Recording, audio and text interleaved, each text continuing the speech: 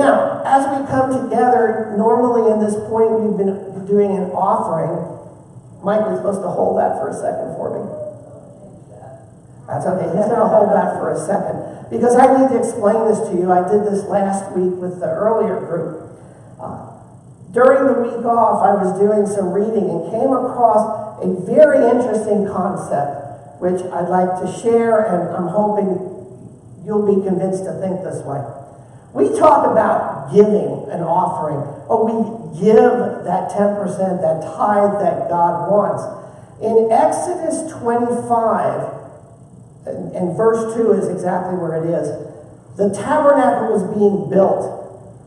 He's going to just have to, he'll just keep doing that. I'm going to get that out of my hand in case it's me.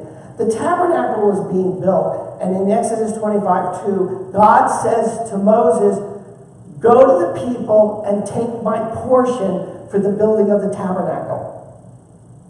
And I read that and I went, wow, this is interesting. And then there was a modern parable, which I'd like to tell you. There were two men, their names was John and Irving. They golfed together, they drove Z cars together. They were really cool guys, and they decided one day to go to the beach. And they went out into the ocean, a little swim, no big deal.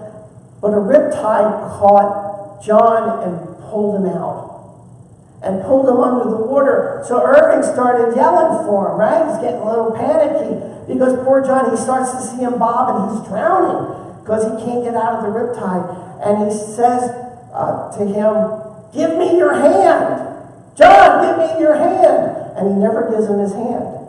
And he drowns down the water. So Irving comes back and he has to go to the grieving widow now and tell his wife that John drowned out in the ocean.